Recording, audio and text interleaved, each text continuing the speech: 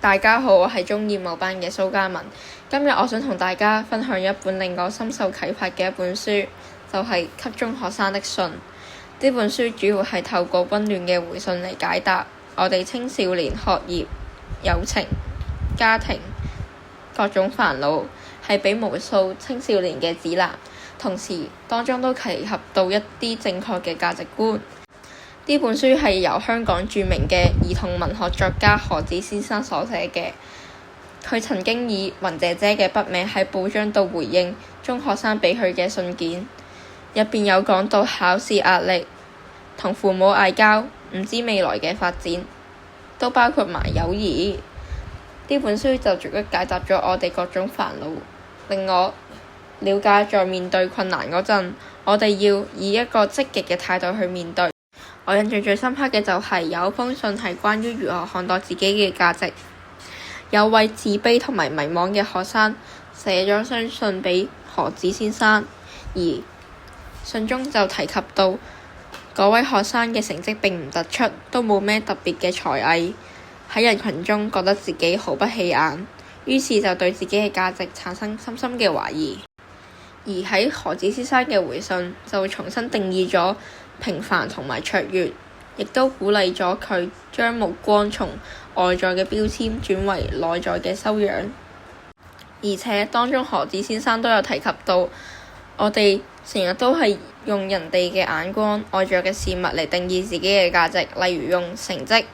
外貌同埋人哋對我哋評價。但書入邊有個比喻就令我對自己有一個全新嘅價值觀，就係一棵樹的價值在它本身的生命力，在於它為世界帶來綠蔭，而不是路過的人誇他一句罵他一句。呢句話就令正處於青春期心理變化好快嘅我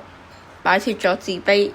明白只要有內在嘅自信就可以揾到自己真正嘅價值。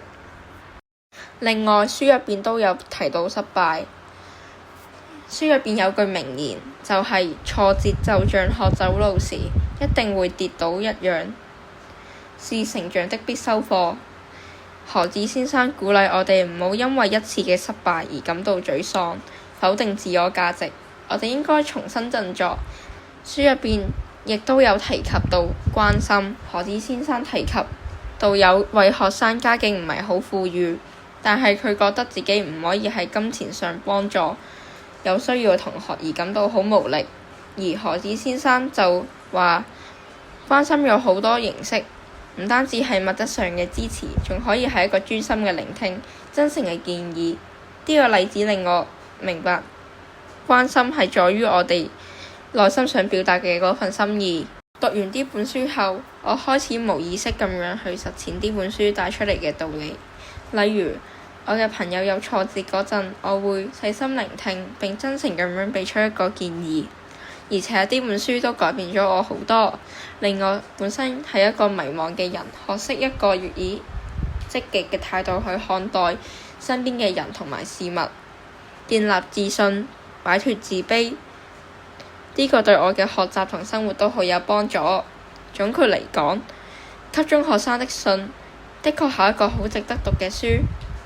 而書中有一句就係最可以總結成本書嘅，就係人生就是解決一個一個矛盾而向前湧進的。希望大家可以從呢本書入邊獲益。多謝大家。